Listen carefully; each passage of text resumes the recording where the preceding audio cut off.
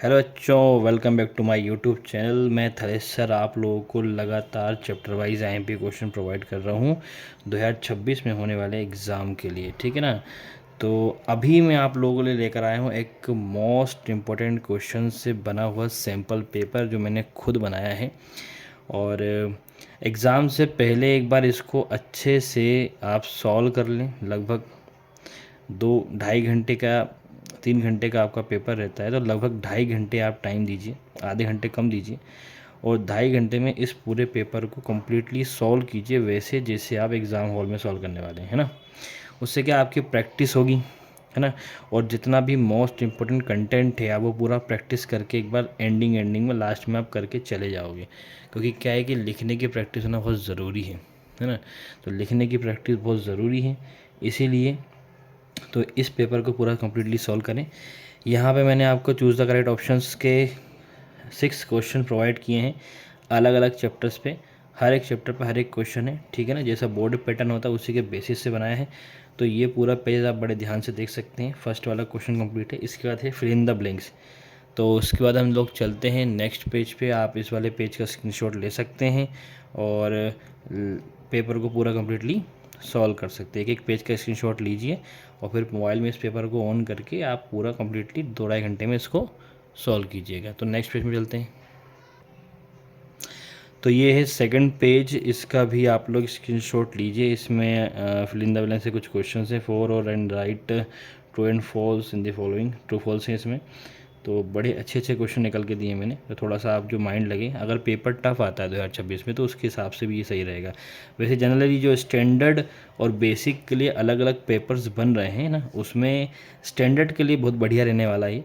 Basic के हिसाब से इतना नहीं आएगा, इससे थोड़ा सा लेवल कम आएगा, है ना। लेकिन स्टैंडर्ड जिन बच्चों ने लिया हुआ है उसके लिए बढ़िया पेपर है। तो आप लोग अच्छे से सोल्व करें। ये है सेकंड पेज, इसका स्क्रीनशॉट ले सकते हैं। इसके बाद चलते हैं हम लोग नेक्स्ट पेज पे।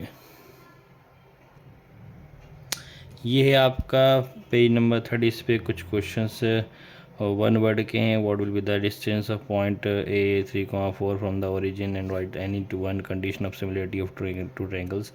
सिमिलरिटी ऑफ ट्रायंगल्स के जो कॉन्सेप्ट है ना, उसको अच्छे से थोड़ा सा रीड कर लेना। अब क्या है कि मैथ्स में कुछ कुछ बेसिक डेफिनेशंस आती हैं ना, तो ये सब चीज़ें आपको क्लियर होनी चाहिए। इसके बाद यहाँ पे ये मैच द कॉलम आपको दिए, मैच द करेक्ट ऑप्शन। तो ये पूरे बढ़िया तरीके से आप देख सकते हैं। इसका भी स्क्रीनशॉट लीजिए, देन अपन नेक्स्ट पेज पे चलते हैं।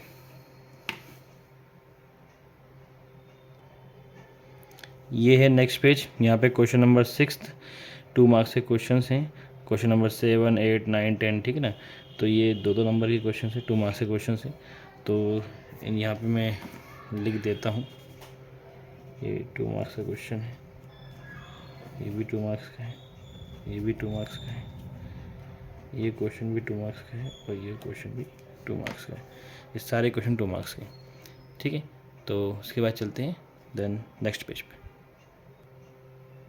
ये आपका नेक्स्ट पेज।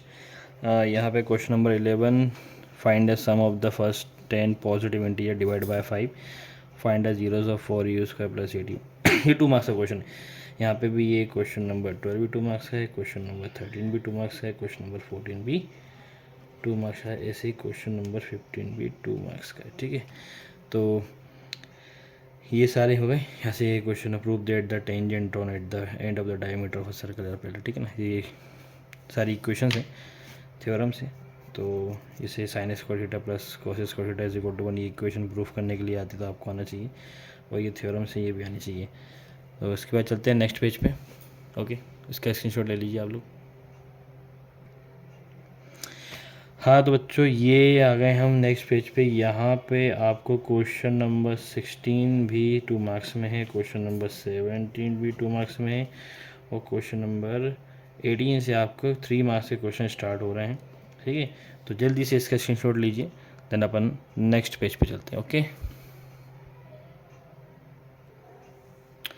ये है पेज, नेक्स्ट पेज। यहाँ पर क्वेश्चन नंबर 19 पे हम आ चुके हैं लगभग। और क्वेश्चन नंबर 19 है prove that √2 is a rational number. उसके नीचे जो है 4⁴n वाला क्वेश्चन है।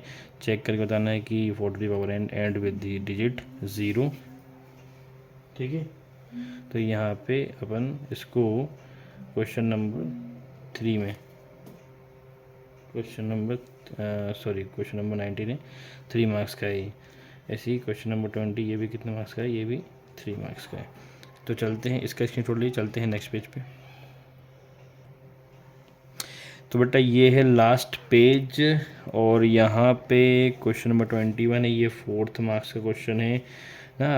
A fraction becomes 1/3। मैंने ना कुछ एनसीईआरटी के क्वेश्चंस लिए ज़रूर हैं, लेकिन वहाँ पे कुछ डिजिट चेंज किए। क्या हो रहा है कि इस साल से डिजिट जो है ना वो चेंज हो रही है एग्ज़ाम में, बल्कि पिछले साल से स्टार्ट हो गई है। तो इस बार हो सकता है कि और क्वेश्चन सेम रहे, लेकिन उसमें डिजिट आपको कुछ चेंज है। स्टेच्यू लिखा हुआ है ये, ठीक है। डिजिट आपको क्या थोड़ी सी चेंज दिखाई दे, तो यहाँ पे इसको सॉल्व करना है। तो इसी के साथ मिलते हैं नेक्स्ट वीडियो में, और जितना हो सके उतना मैं आपको इम्पोर्टेंट कंटेंट प्रोवाइड कर रहा हूँ। मेरी जितनी भी वीडियोस अभी मैंने यहाँ पे अपलोड की हैं जिसमें चैप्टर वाइज इंपॉर्टेंट क्वेश्चन दिए हैं, उन सभी वीडियो को आपको देखना है। उन सभी वीडियो को आप ईमानदारी से अगर देख लेते हैं, वो सारे क्वेश्चन सॉल्व कर लेते हैं, तो आपका पेपर बहुत शानदार जाने वाला है। नो डाउट, इसमें कोई दिक्कत वाली बात नहीं है। और बढ़िया से उनको प्रैक्टिस कीजिए and best of luck for the exam. तो मिलते हैं नेक्स्ट वीडियो में।